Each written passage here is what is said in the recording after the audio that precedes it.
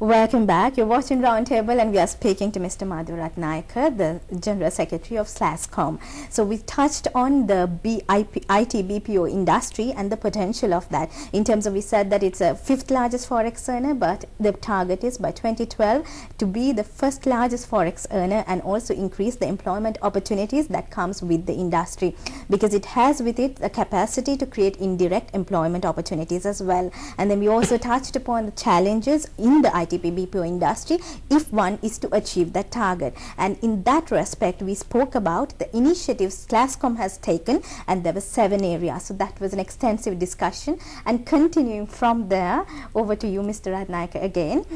We were talking about how actually education and industry can bridge in terms of creating a world-class skilled task force. Right. So if you can elaborate further on how SLASCOM plus also the companies, especially you can talk about Virtusa as well in terms of the engagement with graduates, how and exactly what you do. Right.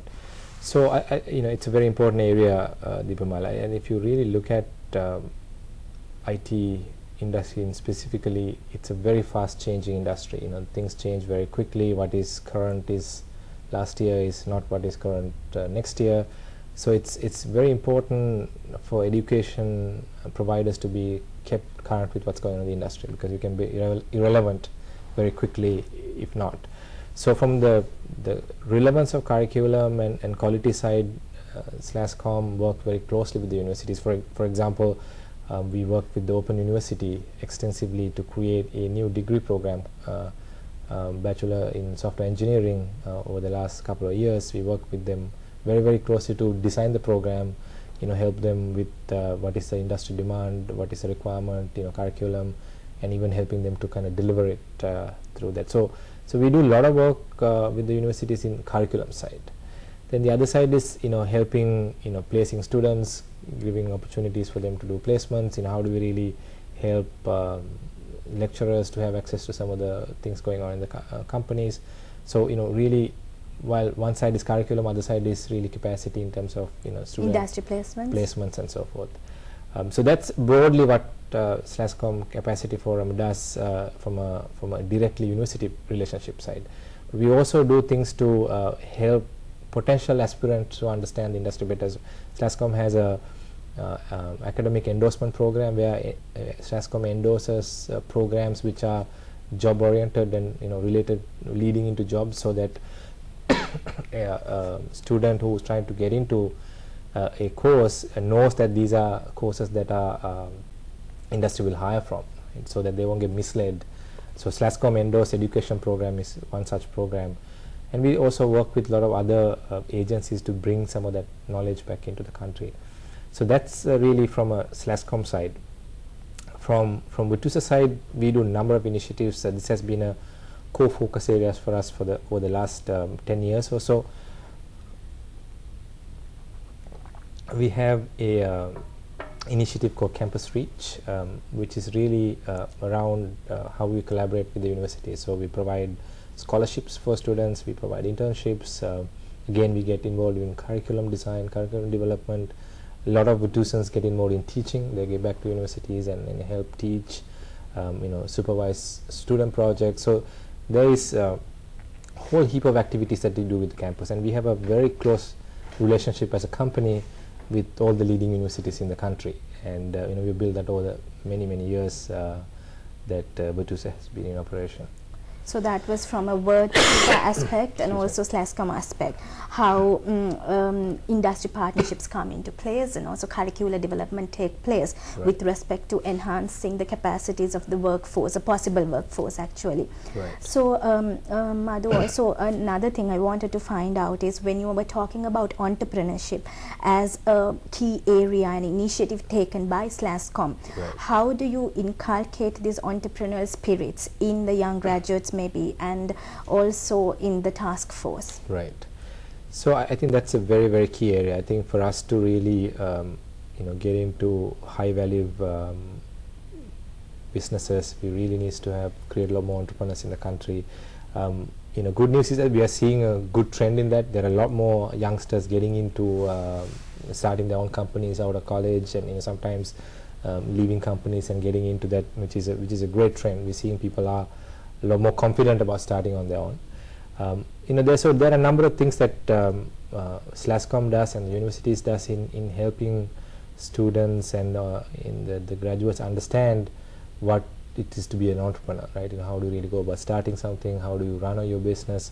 So we're partnering with some of the universities to bring that kind of education. Recently we're working with British Council. Last year we ran an initiative with a number of universities to run an entrepreneurship challenge. We call it Graduate Entrepreneurship Challenge, where we brought in about 90 teams from multiple different universities for them to showcase their product ideas. We went through a selection process and finally narrowed down to a few products that we helped to have them some mentors, and even trying to see whether we can help them secure some funding. So the idea is to really encourage that entrepreneurship in the in graduates and in universities, and we've also tried to bring SLASCOM mentors, entrepreneurs who have started great companies, to go back to some of the young entrepreneurs who are starting up to share their experiences. For example, recently we started a initiative. #151 #Amathana. Mobitel Smart Recharge Bonanza. Many parts of the world as well. So we created this forum where the young entrepreneurs can come in, established players can come in, telco operators can come in. We create an ecosystem that a lot of the ideas and can really flourish, and each other they can find help for each other through that kind of forum. So we do a lot of work in trying to build that kind of what you call an entrepreneurship ecosystem. Is this the innovative forum that is that we hear about, the innovative and innovative forum that SLASCOM is talking about? Entrepreneurship Innovation Forum, yes, exactly right, yes. So I think it is in this context. I think you gave one interview also, you had said that Sri Lanka is also envisioning to see maybe a possible Silicon Valley sort of setup where they encourage technical startups, right, and possibility of another Google and Facebook coming to the picture is not very idealistic in that context. Right. So Madhu, in that framework, if I ask you a question like for a young graduate or an entrepreneurial person, if somebody thinks that they have a concept for right, the next Facebook, right, do you think he or she will have hope for that? I think absolutely. There are some great companies out there. There are guys who are building some great products, right? Right here in Sri Lanka.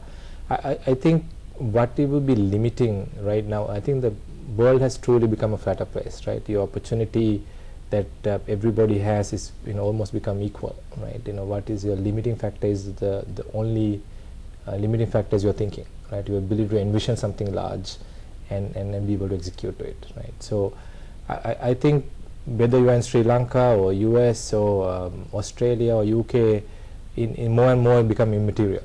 It's about how well you are in terms of envisioning an idea and being able to execute it. And I think we have seen some great companies building right here in Sri Lanka, some great products being built, world-class stuff, and I see why not the next Google, next Facebook comes right out of here, and I hope that it will happen very soon. So actually that's a good point to the audience as well. So if somebody has an idea for the next Facebook or the next Google, that's something to be positive about. But can you be more elaborate on the challenges a young entrepreneur might face, a new entrant might face, and what sort of support system, what sort of mechanisms do they have to actually launch or embark on a huge mission like that? Maybe you don't have to talk about something so massive, sure, but even a small startup. Right. I think being an entrepreneur is about taking risks, right? I mean, if you as an entrepreneur wait for everything to come forward for you to start something, I don't think you have entrepreneurial spirit, right? Entrepreneur will always take the risk and jump in and start something, and so that's a hallmark of a successful entrepreneur. The challenges, I'm sure there are challenges, especially if you look at access to capital might be a challenging area in Sri Lanka. Again, it's a chicken and egg situation, right? You won't find a lot of venture capitalists coming in unless